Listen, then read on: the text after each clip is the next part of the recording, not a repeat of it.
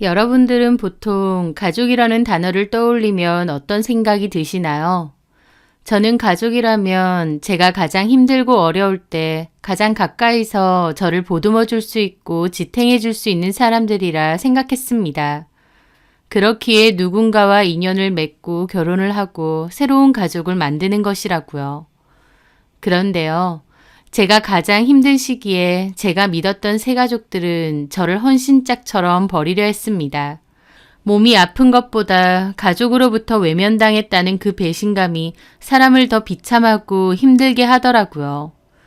저는 결혼 8년차 주부였습니다. 남편과는 같은 학교 선후배 사이였는데요. 남편이 저보다 2살이 많은 같은 과 선배였습니다. 같은 과긴 하지만 인사 정도만 주고받을 뿐 그렇게 친한 사이는 아니었어요. 그런데 같은 과 사람들끼리 다 같이 모여 술을 먹던 날 그 선배가 저를 좋아했었다고 고백을 하더라고요. 생각지도 못한 일이기도 했고 저는 마음이 없었기에 좋게 거절을 했었습니다.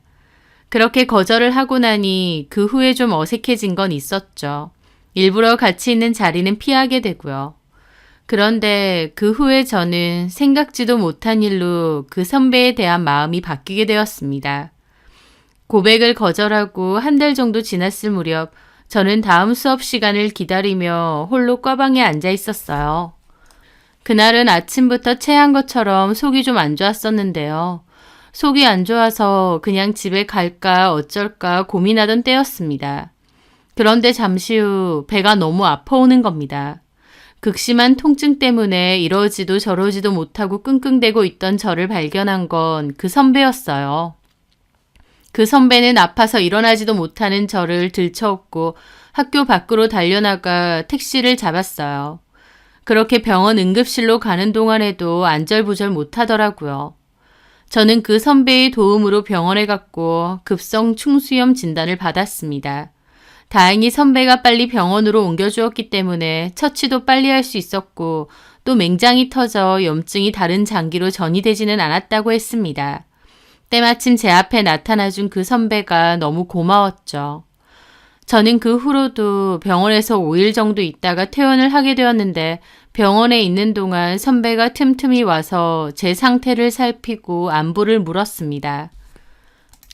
아픈 저를 병원에 데려다 준 것도 참 고마웠지만 그 후로도 저를 걱정해주며 찾아와주는 그 모습에 저도 마음이 많이 달라졌어요.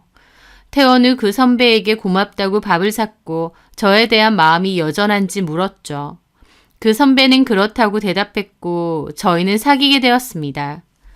만나는 동안은 잘 만났지만 그 후로 결혼할 때까지 쭉 만났던 것은 아니었어요.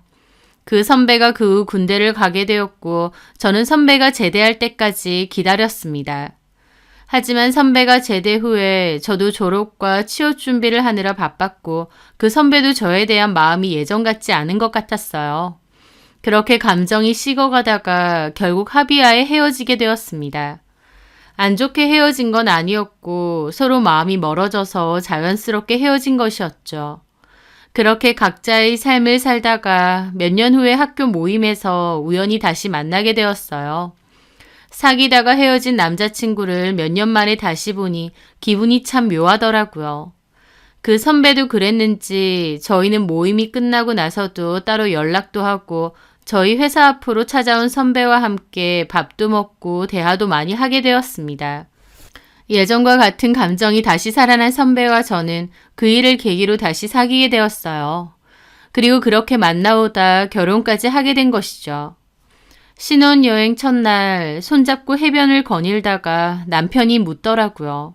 예전에 자기가 처음 고백했던 날 제가 거절을 했었는데 그 후에 마음을 받아준 이유가 뭐냐고요. 자기가 아픈 저를 데리고 병원에 데려다 준 게 그렇게 컸었냐고 묻더라고요. 저는 응급실에 데려다 준 것보다는 그 후로 입원한 저를 걱정해서 하루가 멀다 하고 찾아온 게 더 크다고 말했어요. 병원에 있는 제가 걱정돼서 일부러 시간 내서 매일 보러 와주는 그 마음이 너무 진심처럼 느껴지고 감동적이었거든요. 남편은 제가 그렇게 병원에 가 있으니 너무 걱정이 많이 되었다며 자기는 갈 수밖에 없었다고 하더라고요. 그래서 제가 그랬습니다. 우리가 이제 결혼까지 했으니 서로가 서로의 동반자이자 보호자가 되어주어야 된다. 앞으로도 서로 힘들 때 혹은 아플 때 돌봐주고 위로해주며 그렇게 의지하고 살자고요. 남편도 당연한 소리 아니냐고 했습니다. 그날 저를 들쳐업고 병원으로 달려갔던 날처럼 제가 걱정돼서 매일매일 병원에 저를 보러 왔던 날처럼 그렇게 남편과 저는 서로를 보살펴가며 남은 여생을 의지하고 살 줄 알았습니다. 그런데요. 막상 결혼하고 그 일이 진짜 현실로 닥치니 아니었던 것 같습니다. 저는 결혼 7년 차에 병원에서 청천벽력과 같은 소리를 들어야 했습니다. 유방암 2기 진단을 받은 것이죠. 건강했고 매일은 아니어도 일주일에 3회 정도는 아파트 헬스장에 가서 러닝도 하고 근력 운동도 했습니다.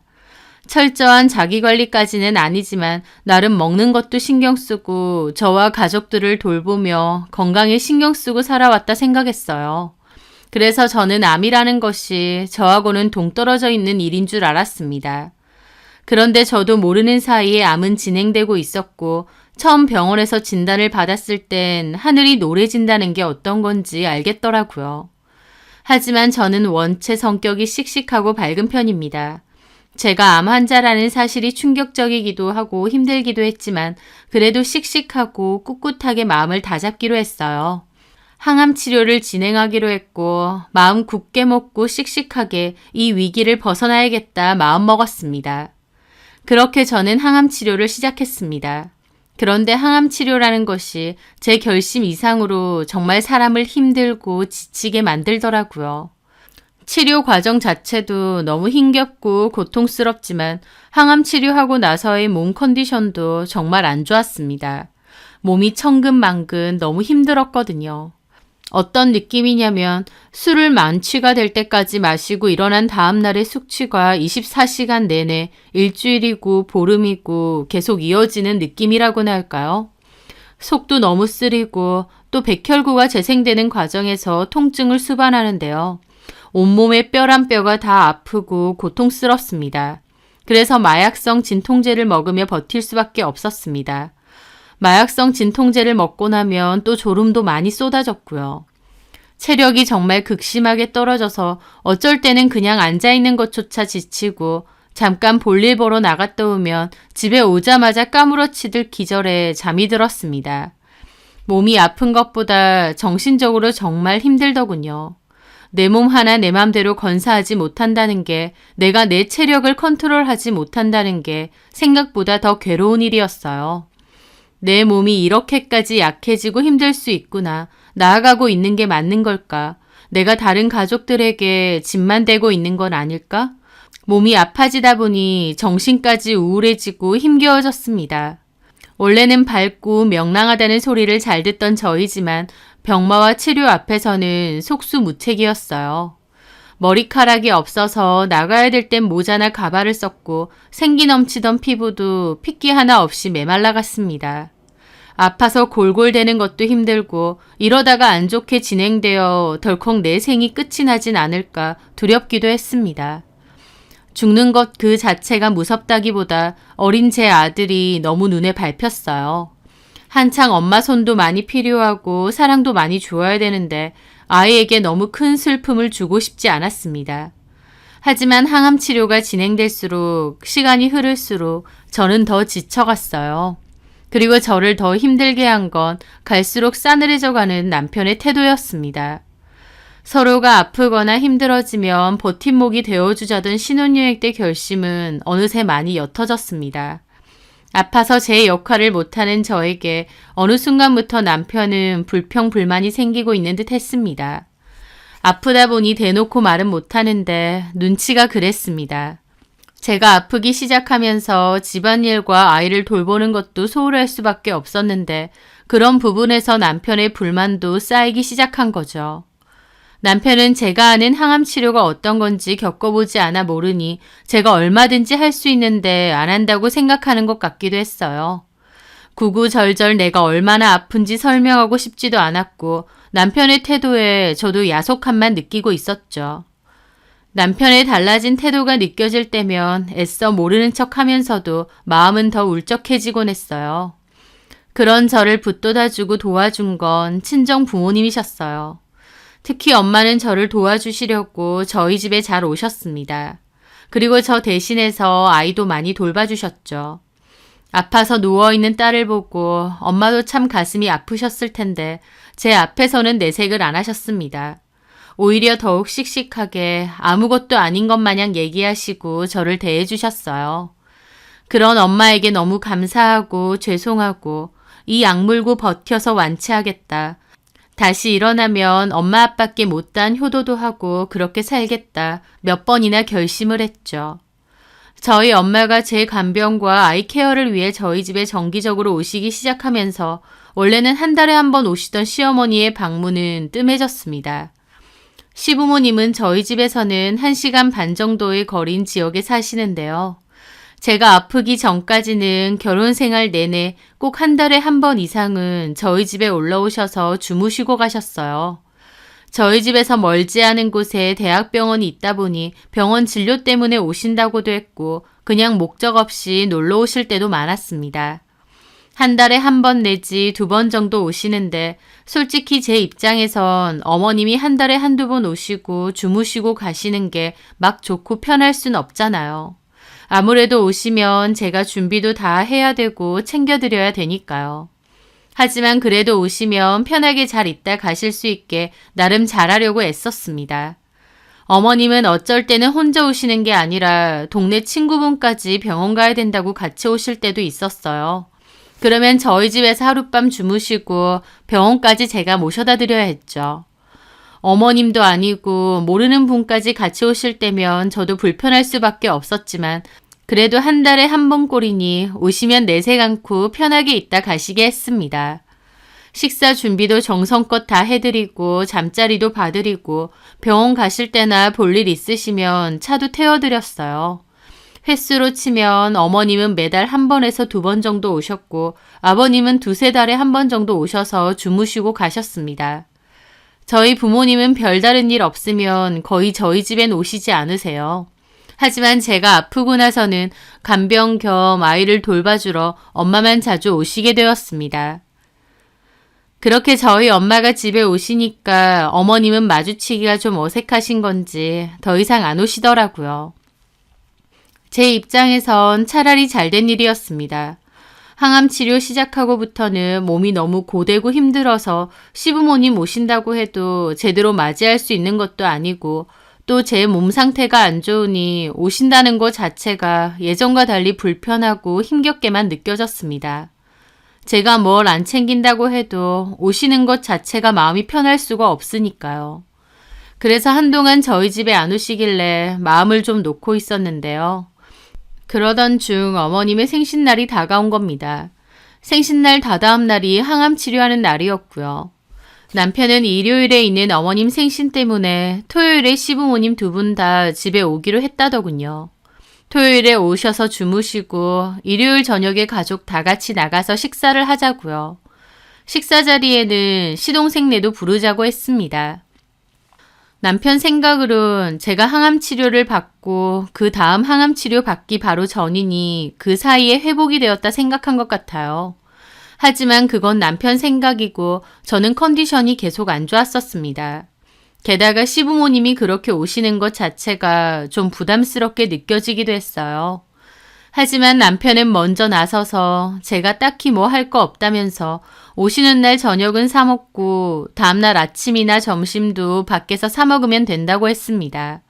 그리고 저녁 역시 어머님 생신 겸 식구들 다 같이 밥 먹으러 나갈 거니까 상관없다고 하고요.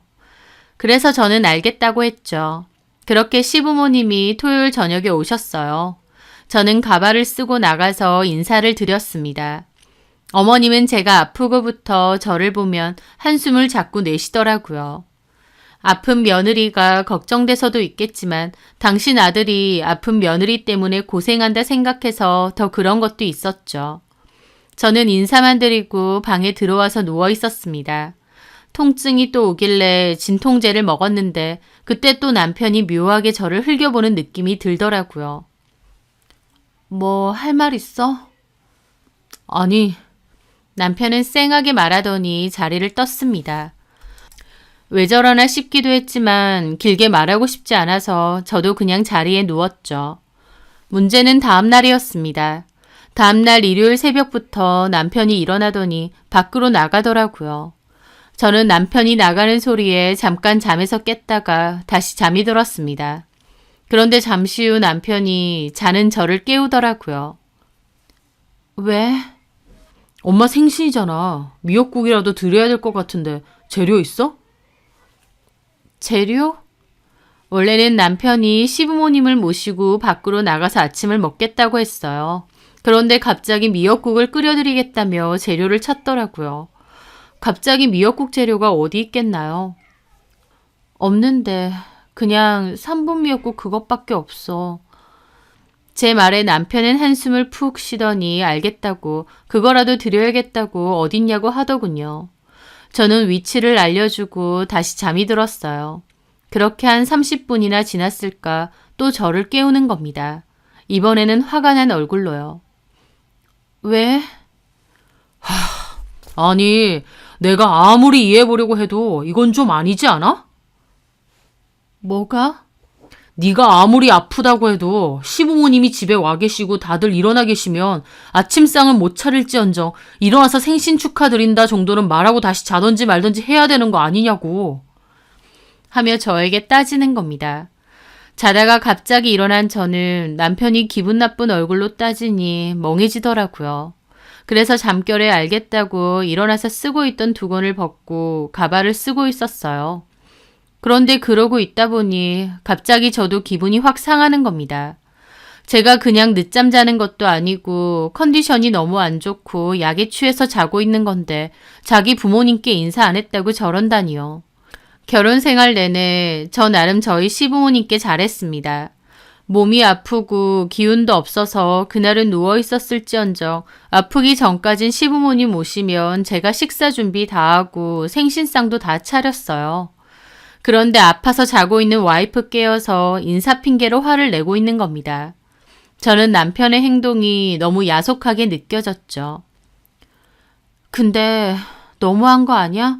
다른 것도 아니고 나 항암 치료 중이야. 이거랑 너 치료받는 거랑은 별개지. 이런 건 기본 아니야. 남편의 말이 너무 서운하고 속상했습니다. 그래서 참 너무한다. 이런 때까지 자기 가족만 생각해? 아내인 내가 먼저일 수는 없어? 제가 그 말을 하자 남편은 혼자 화를 내더니 갑자기 방문을 확 열고 시부모님이 계시는 방 밖으로 나가는 겁니다. 그리고는 저 들으란 듯이 시부모님께 엄마 아빠 그냥 동생네로 가세요. 거기서 아침 가서 드시고요. 저녁 먹는 것도 취소할 겁니다. 하고 큰 소리로 씩씩거리는 겁니다. 시부모님도 황당한 얼굴로 남편을 보고 방 안에 있는 저도 쳐다보시더라고요. 그 난리를 부리니 어머님이 물으시더라고요. 너네 갑자기 왜 그래? 무슨 얘기를 했길래? 저 사람이 아픈 건 맞는데 시부모님 생신이라고 하면 최소한 아침에 일찍 일어나야 된다고 생각해.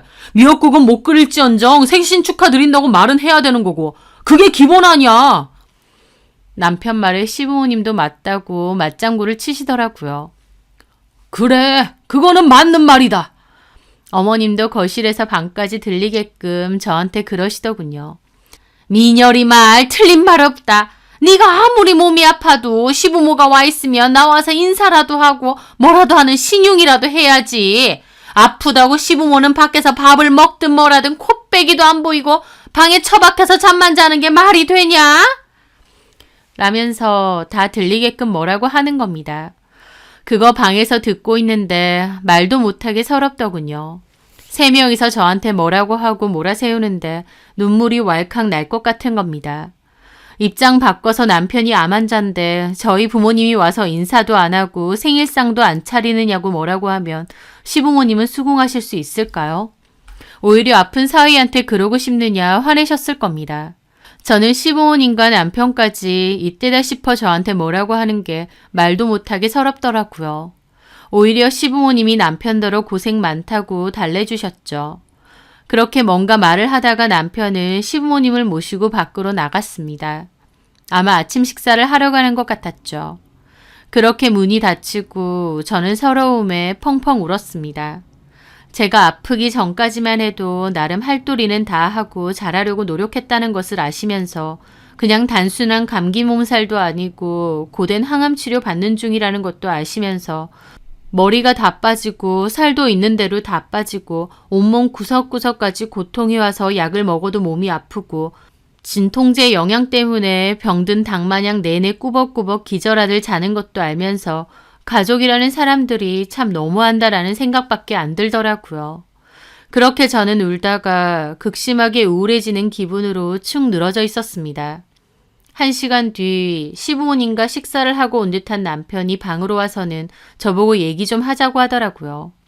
그러면서 한다는 말이 아무리 네가 아파도 이건 좀 아닌 것 같다. 넌 어떻게 생각하는데? 뭘 어떻게 생각해? 네가 잘못했다고 생각하지 않아? 만약 네 잘못이라고 생각 안 하면 난 너랑 그냥 이혼하고 갈라서야겠다. 라는 겁니다. 남편 입에서 이혼 얘기가 나오자 멍해지더군요. 뭐? 지금 이혼하자는 거야? 나는 네가 아무리 아파도 기본적인 도리는 해야 된다고 생각해. 솔직히 항암 치료 받은 지 시간 좀 지났고 어느 정도 회복 안 됐어? 그 정도는 아니잖아. 시어머니 생신인데 일어나서 간단하게 미역국 좀 끓이고 인사도 못할 정도야?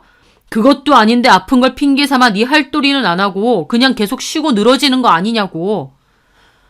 지금 말 다 했어? 네가 어떻게 알아? 네가 내 몸 상태를 겪어봤어? 내가 별로 아프지도 않은데 핑계대면서 쉬고 늘어진다고? 어떻게 그렇게 말을 해? 남도 그렇게는 말 안 해. 솔직히 내 보기엔 그래. 뭐 항암 치료하는 사람들이 다 너처럼 내내 누워있냐? 해도 너무하잖아. 너 그렇게 누워있으면서 집안 꼴도 엉망이고 희주이도 제대로 못 챙기고 나도 이게 뭐냐? 얼마나 불편한 줄 알아? 네가 아파서 누워있으면서 나도 희주이도 얼마나 불편하고 힘든지 아냐고. 너무한 건 당신 아니야? 항암 치료하는 마누라 엄살 취급하고 당신 불편한 게 그렇게 큰일이야? 내가 집안일 해주는 기계야? 나 사람이야. 당장 내 몸이 아파 죽겠는데 너 불편하고 집안일 제대로 안 되어 있는 게 불만이라는 소리를 그렇게 쉽게 해? 이게 사람 사는 거냐? 나도 진짜 힘들어 죽겠다. 그래서 이혼하자고 하는 거야? 당신이 최소한의 당신 도리도 할 생각 없고 아까 우리 부모님한테 한 행동도 잘못했다 생각 안 하면 나는 그럴 수밖에 없어. 핑계 대지 마. 그냥 아픈 마누라 꼴 보기 싫어서 그런 거 아니고? 뭐? 너는 사람을 뭘로 보는 거야? 그러지 않고서야 너네 부모님한테 생신 축하 인사 안 했다고 이혼하자는 거야? 참 좋은 핑곗거리네. 뭐가 어째? 그때 방문이 확 열렸습니다. 어머님이 저에게 따지시더군요. 가만 듣자 하니까 민혈이가 틀린 말 했냐? 아픈 거 핑계로 네 할도리 못하는 거 맞잖아. 그게 틀린 말이냐고. 하시는 겁니다. 제 할도리가 뭔데요? 어머님 아버님 밥상 차려드리는 게 제 할도리예요? 그럼 아니냐? 너 네 역할 똑바로 못할 것 같고 내 아들한테 짐만 될 것 같으면 그냥 갈라서라. 나도 앞길 창창한 내 아들이 아픈 마누라 뒤치다꺼리하면서 고생하고 사는 꼴 보기 싫다. 라며 저에게 소리를 지르시더라고요. 어머님 아들이 뭐 그렇게 대단한 고생을 했는데요. 머리 다 빠지고 양냄새 풀풀 풍기면서 병든 닭마냥 하루 종일 누워있는데 그거 지켜보는 내 아들이 고생이고 민폐지 아니냐? 그런데 바로 그 순간 지금 말 다 하셨어요? 갑자기 어머님 뒤에서 저희 아빠의 잔뜩 화난 목소리가 들리는 겁니다. 남편과 어머님도 뒤를 보니 어느새 오신 저희 부모님이 잔뜩 화가 난 얼굴로 서 있으셨어요. 엄마 아빠 손에는 음식을 넣는 찬압 세트가 들려 있었습니다. 아빠는 얼마나 화가 나셨는지 얼굴이 시뻘개지고 눈 옆에 핏대까지 서 있으셨어요. 엄마도 기가 막힌 얼굴로 서 있으시고요. 제가 엄마께 시부모님이 생신이셔서 집에 오신다고 미리 말씀드렸는데 아픈 제가 시부모님 대접할 음식도 잘 못 차릴 테니 대신 음식을 해오신 모양이었습니다. 아픈 딸 걱정돼서 손수 음식까지 바리바리 준비해서 오신 건데 집에 들어오자마자 어머님하고 남편이 저를 둘러싸고 민폐니 어쩌니 하며 이혼하라고 화내고 있으니 저희 부모님도 분노에 눈이 확 뒤집어지신 거죠. 장인어른! 저희 아빠 열받아서 부들부들 떨다가 들고 있던 반찬을 바닥에 집어던졌습니다. 우당탕 소리나며 찬압 안에 들어있던 반찬들이 바닥으로 나뒹굴며 엉망이 되었죠. 그 모습에 시부모님 소리 지르며 놀라시고 남편도 얼어붙더라고요. 저희 아빠는 퇴직 장교신데요. 퇴직 후에도 여전히 운동도 많이 하시고 원체 덩치도 엄청 크시고 힘도 세십니다. 덩치가 곰처럼 크신 분인데 사돈이다 보니 시부모님과 저희 남편에겐 늘 웃는 얼굴로 부드럽게 대하셨거든요. 그런 아빠가 화가 머리 끝까지 나셔서 남편 멱살을 잡았어요. 아픈 마누라 챙겨주고 위해주지는 못할 망정 뭐가 어째? 이혼! 민폐! 놓으세요. 왜 이러세요? 말로 하세요. 네가 말로 해서 알아들을 인간이냐? 오냐 그래. 놓아주마. 저희 아빠는 남편을 집어 던지듯이 멱살을 놓아주었어요. 남편 그 바람에 바닥에 고꾸라지더라고요. 왜 이러세요? 사부인, 그러시는 거 아닙니다. 아픈 며느리더러 민폐요. 여태까지 내 딸이 해주는 생일상 잘만 받아먹고 이제는 아픈 애한테 그놈의 생일상 못 받으니 이혼하자고요. 당신들이 사람입니까? 그래, 이혼해. 나도 내 귀한 딸, 이따위 대접받으면서 당신 같은 인간들이랑 계속 가족으로 지내게 못해. 자네 당장 짐 싸. 내 집에서 자네 부모님 데리고 썩 나가. 네, 저희 집은 아빠 명의의 집입니다. 아빠 명의의 집에 남편과 제가 전세로 살고 있는 거였어요. 전세금은 시세보다 3분의 1 수준으로 저렴하게 살고 있고 그 전세금마저도 저와 반반입니다. 한마디로 아빠 집에 저희가 그냥 얹혀 살고 있는 셈이에요. 저희 아빠 당장 집에서 나가라고 소리 지르셨어요. 아빠가 눈 뒤집혀서 나가라고 소리 지르고 무슨 큰일이라도 날 것 같으니 시부모님도 급하게 짐 싸셨죠. 그런데 그 와중에 남편 놈은 끝까지 너무하신 거 아니세요? 아무리 장인어른 집이라지만 이렇게 사람을 쫓아내는 법이 어디 있습니까? 내가 그럼 뭐 예쁘다고 자기 보고 여기 있으라고 할까? 아무리 그래도 이건 너무하시잖아요. 저희 부모님까지. 그래서 듣고 있던 저도 그랬습니다. 너무하긴 네가 더 너무하지. 아픈 마누라 건사하기 싫어서 잘됐다 싶어서 이혼 얘기 꺼낸 거지. 너 내가 아프고 항암 치료 받기 시작하면서부터 나 어떻게 대했는데. 얼마나 성가시하고 귀찮아하고 한심하게 봤는데 내가 그거 모를 줄 알아? 내가 언제? 억지 부리지 마. 그리고 아무리 그렇다 해도 집에서 이렇게 갑자기 나가라고 하는 법이 어딨냐고. 그 말에 저희 아빠 코웃음 치시더라고요. 아, 그래? 그게 너무하게 느껴지나? 하시더니 어딘가로 전화를 거시더라고요. 그리고는 예, 형님, 접니다. 잘 지내셨죠? 저 다름이 아니고 형님 회사에 저희 사이놈 다니고 있잖아요. 제가 전에 부탁드린다고 했었던. 근데요, 그놈 더 이상 제 사위 아니거든요. 제 딸이랑 곧 이혼할 겁니다. 제 딸이 아프다고 전에 말씀드렸죠? 그랬더니 사이놈이나 그 집 부모가 먼저 이혼 얘기 꺼내네요. 예. 그러니까 이제는 굳이 더 필요도 없는데 제 생각해서 놔두실 필요 없습니다. 예, 제가 조만간 다시 전화 드릴게요. 아빠는 그렇게 전화를 끊었습니다. 남편은 벙찐 얼굴이었죠. 집에서도 나가고 자네 회사도 나갈 준비해야 될 거야. 애초에 자네 능력으로 들어간 회사도 아니니까. 예? 사실 남편은 결혼 5년 차쯤 원래 다니던 회사를 돌연 그만두었어요. 그리고 다른 회사로 이직을 하겠다 했는데 잘 구해지지 않아서 5개월가량 집에서 놀게 되었죠. 저도 아이 육아 때문에 회사를 그만둔 상태였던지라 생활비가 끊기니 너무 힘들었습니다. 그때 저희 아빠가 회사 운영하는 친한 지인분께 남편 일자리를 부탁하셨어요. 그 회사에서는 꼭 사람이 필요한 건 아닌데 아빠가 부탁하셔서 저희 남편을 채용하신 거였죠. 근데 남편 자존심 상할까봐 남편에게 말은 안 했습니다. 그 회사에서 남편 이력서 보고 먼저 취업 제안을 한 것처럼 해서 취업을 시킨 거죠. 남편 입장에선 연봉도 더 좋고 회사 네임밸류도 훨씬 좋다 보니 그런 좋은 회사에서 연락 온 거 신나하면서 면접 보고 취업을 했었습니다. 당신 취업한 거 사실은 우리 아빠가 부탁한 거다라고 제가 말할 수도 있었지만 아빠가 말하지 말라고 하셨어요. 남자는 자존심이 생명이라며 처가댁에서 도와줬다는 얘기 들으면 하서방도 자존심 상할 거라고. 그러니까 괜히 말하지 말라고 하셨던 거죠.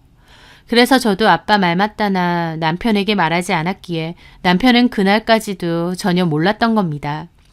그런데 그 사실을 알게 되자 남편도 어리 빠진 얼굴이더라고요. 내가 자네 대단하게 예쁘고 좋아서 집 도와주고 취업 자리까지 도와준 줄 아나? 내 딸 남편이니까 내 딸 고생시키지 말고 잘하라고 그렇게 해준 거야. 이 집도 자네 회사도. 근데 내 딸을 이따위 취급해? 이제 자네 부모님 모시고 나가, 내 집에서. 이혼에 관한 건 변호사 통해서 얘기할 테니까 할 말 있으면 그쪽으로 하고. 아버님, 잠시만요. 이런 게 어디 있습니까?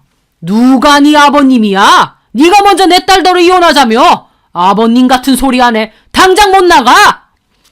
아빠가 소매를 거두며 불호령을 했고 결국 식겁한 시부모님 손에 이끌려 남편도 집을 쫓겨나갔습니다. 그렇게 시부모님이 나가고 아빠는 아무 말씀도 안 하시고 소파에 털썩 앉아 계셨어요.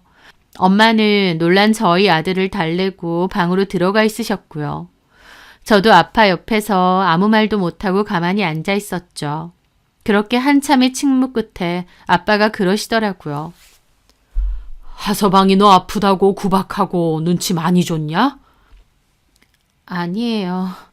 아니긴 뭐가 아니야. 아까 하는 것만 봐도 딱 알겠구만. 너는 바보야? 그걸 왜 참고 있어? 네가 뭐하러 참어? 아쉬울 게 하나도 없는데. 죄송해요. 이런 꼴 보여서. 네가 뭘 죄송해. 몸도 아픈데 저런 것도 남편이라고. 어휴. 아빠는 한참 생각하시더니 저에게 그러시더라고요. 아까는 나도 화가 나서 그랬다만 결국 네 의사가 제일 중요하지. 너 저런 종자들하고 계속 가족으로 살고 싶어? 그래도 네가 살고 싶다 하면 우리도 한 번은 용서해주고 넘어갈 거다. 하지만 저도 남편의 태도에 이미 정이 떨어졌습니다.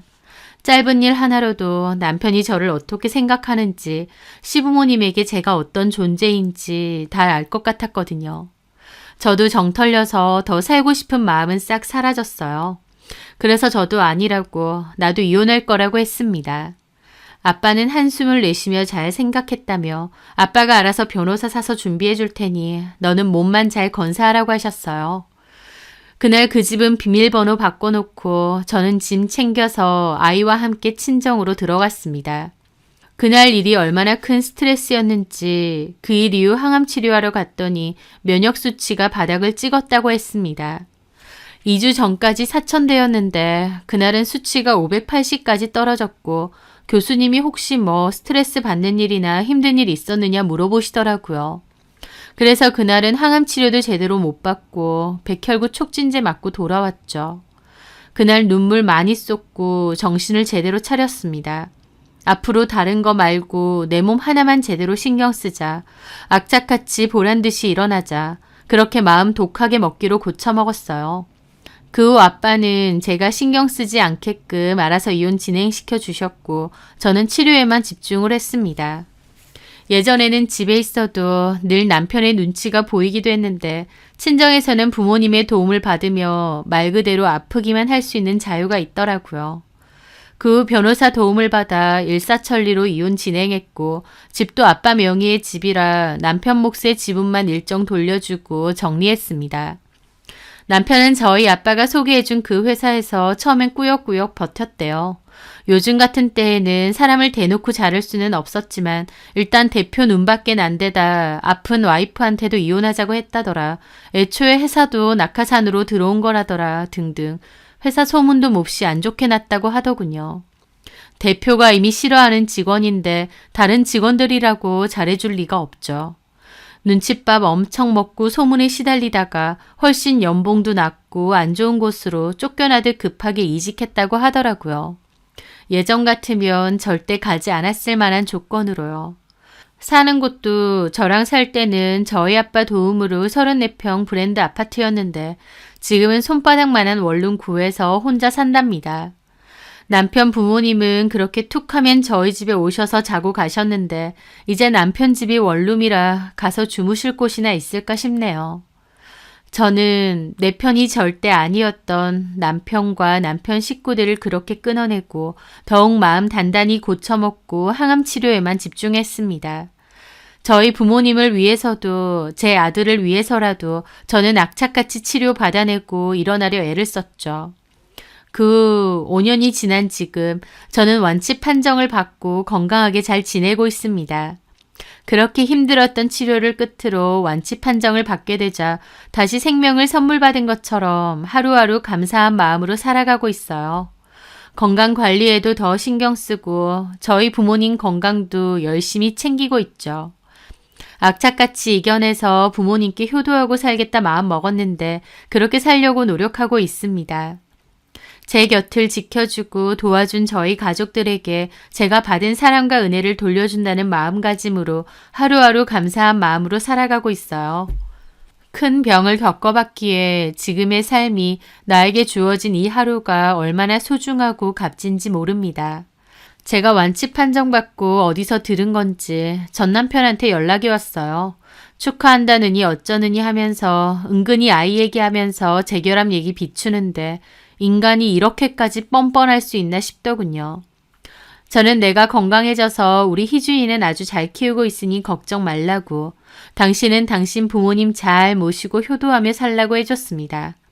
암 걸린 마누라보다 시부모님 생신상과 축하 인사가 더 중요한 인간인데 그럼 앞으로도 천년만년 자기 부모 효도하며 살면 되잖아요.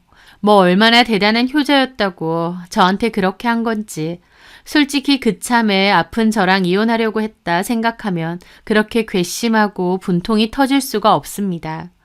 제가 몸 건강하고 제 역할을 할 때만 가족이라고 생각했던 전 남편, 제가 몸이 아프자 눈치 주고 너무나도 쉽게 이혼 얘기까지 했던 전 남편, 바라던 대로 이혼해 주었으니 알아서 살길 바랍니다. 저는 저대로 다시 주어진 삶에 늘 감사하며 행복하게 살아갈 거니까요. 제 사연 들어주셔서 감사합니다.